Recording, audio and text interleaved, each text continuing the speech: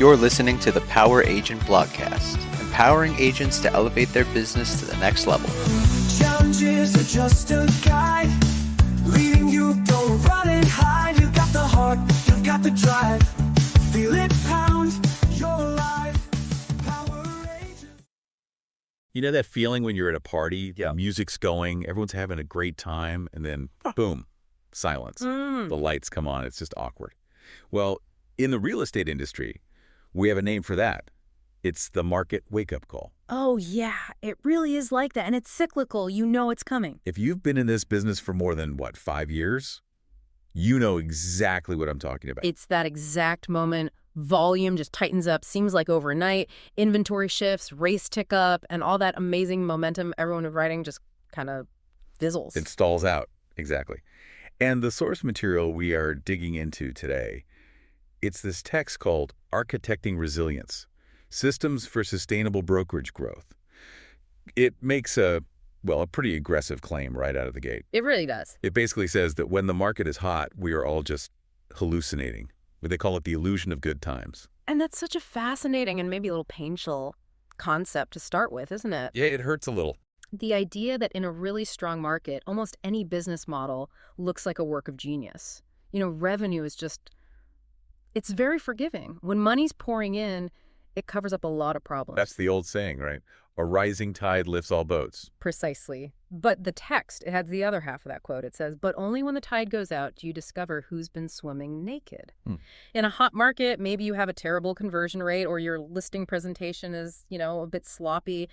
The sheer volume of leads just masks it. You're still closing deals. But when that tide turns, that inefficiency is suddenly fatal. Leadership gets exposed. So today, that's what we're doing. We're digging into this blueprint for resilience. And the mission for this deep dive is, I think, really clear. We want to move away from that panic mode. Yeah, that 3 a.m. wake-up call. The how do we survive this question. And instead, look at how to build a brokerage where success is actually designed, not just dependent on what the Fed does next. Right. The core argument here is that real growth, sustainable growth, isn't built on optimism. It's not hype, it's not hustle culture, or just, hoping rates drop back down to 3%.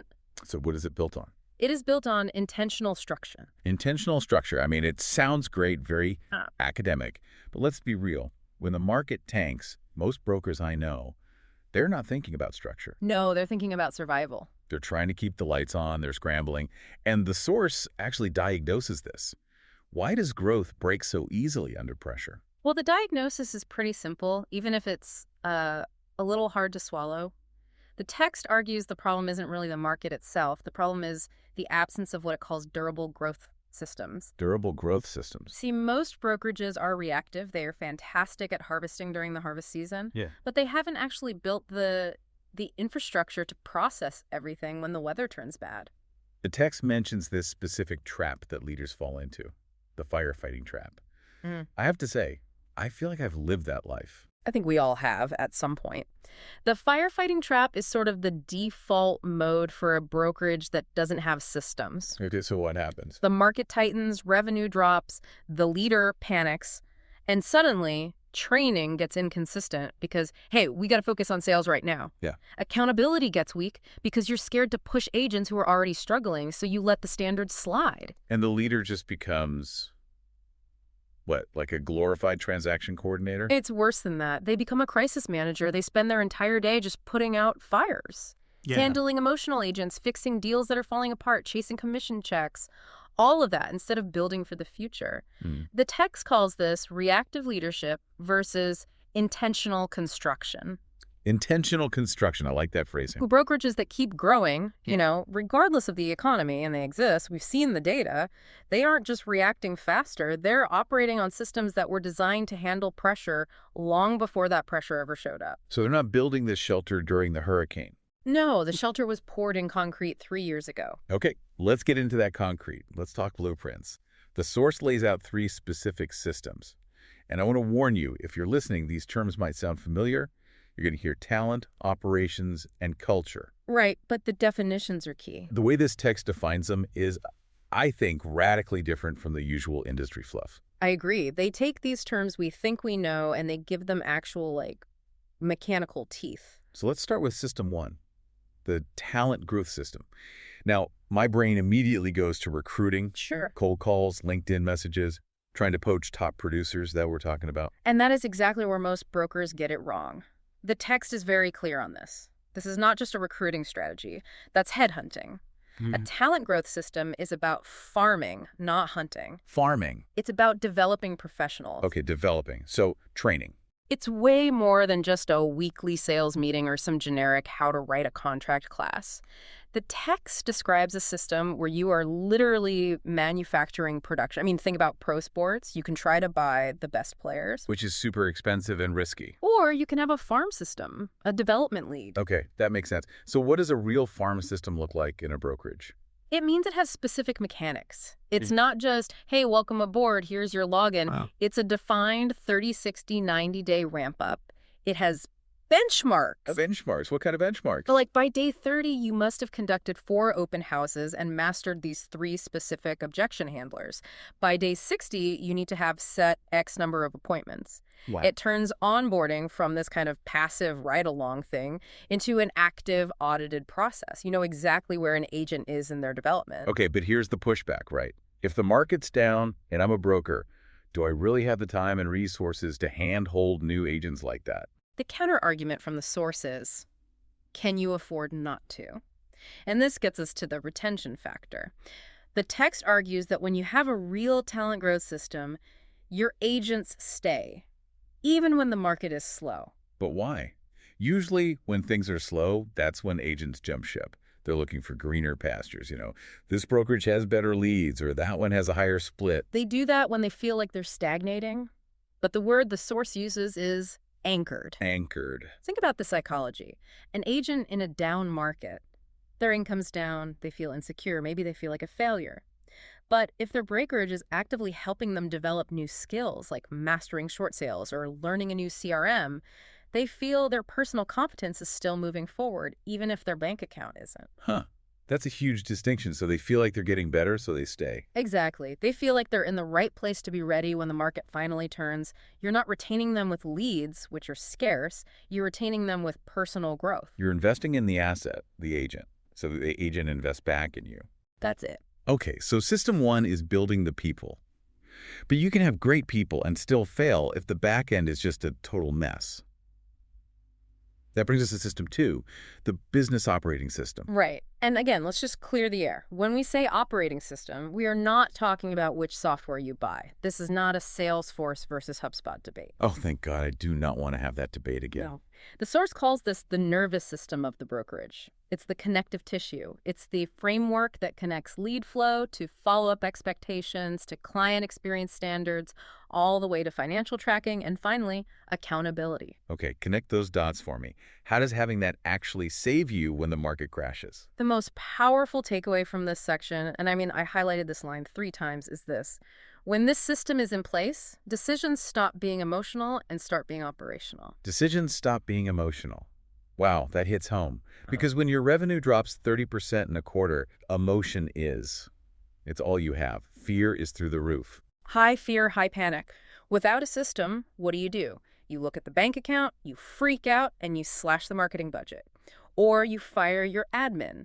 Or you change your entire lead gen strategy every single week out of desperation. The throw spaghetti at the wall method. That's it.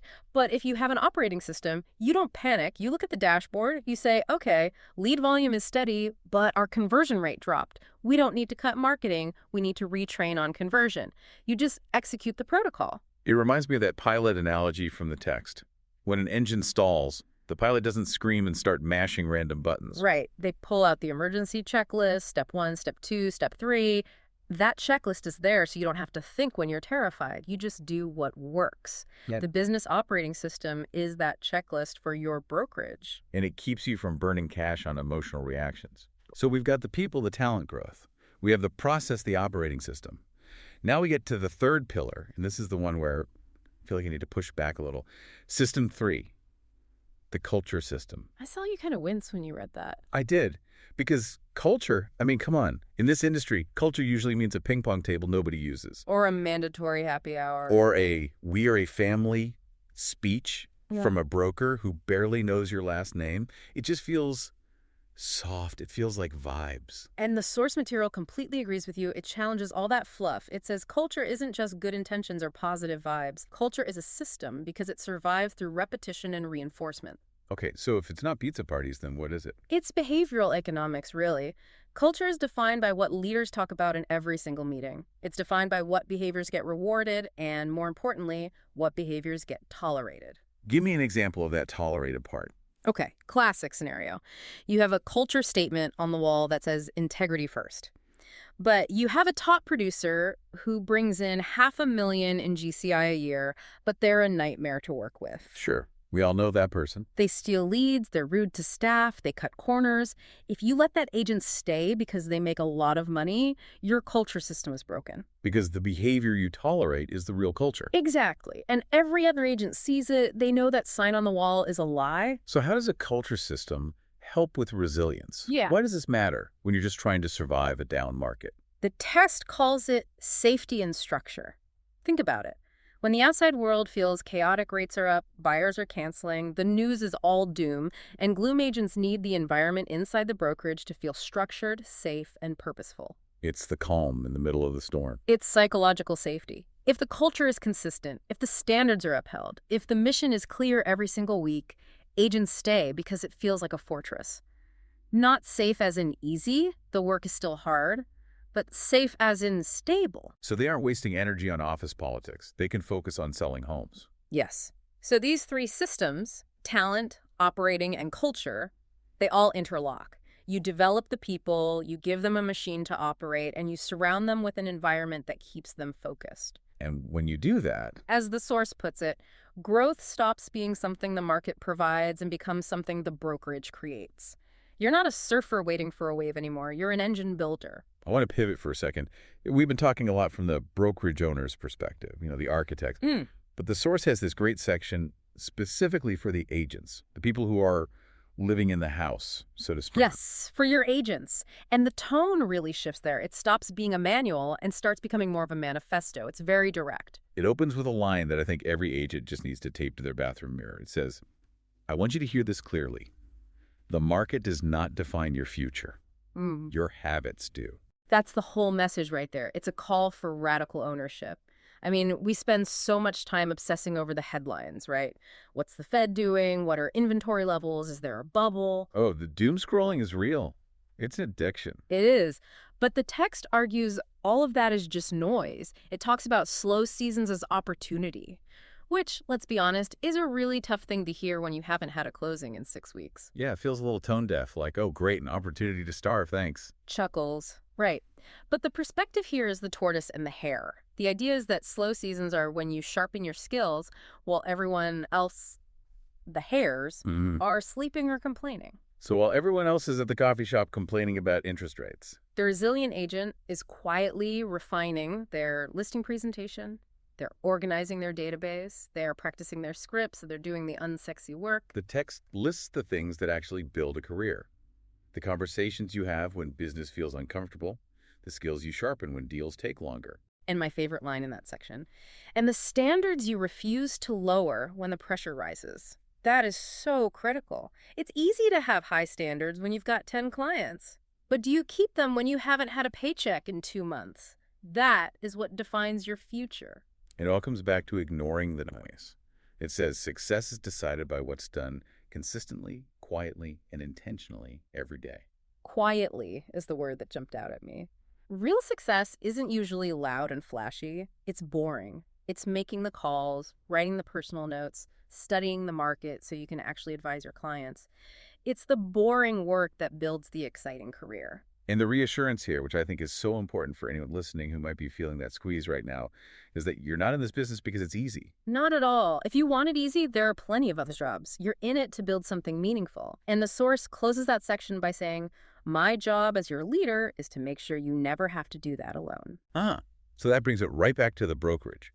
The agent does the work, but the brokerage provides the systems and the support to make sure that work actually leads somewhere. It's a partnership. A symbiosis. The brokerage architects the resilience, and the agent inhabits it with their habits. So looking back on this whole deep dive, we've covered a ton of ground. We started with that wake-up call that exposes the lack of systems. We dismantled the firefighting trap. We built out the 3 pillars. The talent growth system farming, not hunting. The business operating system operational, not emotional. And the culture system repetition, not just vibes. And the big shift here, if you zoom all the way out, is moving from short-term reaction to long-term construction. Yeah, you stop asking, how do we survive this month? And you start asking, who do we want to be in 5 years? Exactly. When those 3 systems are in place, you don't have to reinvent your whole business every time the market shifts. You don't have this identity crisis every time rates move a quarter point. You just keep building. The goal is to get to a point where the market is just weather, you know? It rains, it shines, it snows, but the house stands firm. You just adjust your clothing. Yeah. You put on a coat, but you don't have to rebuild the foundation. That's it. So before we sign off, I want to leave our listener with something to really chew on. We've talked systems, habits, mechanics, culture. But what's the ultimate takeaway? What's the one thought you want them to be mulling over tonight? You know, as I was putting all this together, one idea really crystallized for me. And it's a bit of a challenge, really, to anyone listening, whether you run a whole brokerage or just your own business. Okay, let's hear it. If your business requires a good market to function, you don't actually have a business model. Oof. You have a dependency. That one hits hard. It should. Because real freedom, I mean, true entrepreneurial freedom, that comes when your growth is something you create, not something the market just provides. The market is fickle. It will give and it will take away. But a system is yours to keep. That is a powerful place to end. If you're listening to this, ask yourself that question. Are you building a business or are you just managing a dependency? Thanks for joining us on this deep dive. Keep building.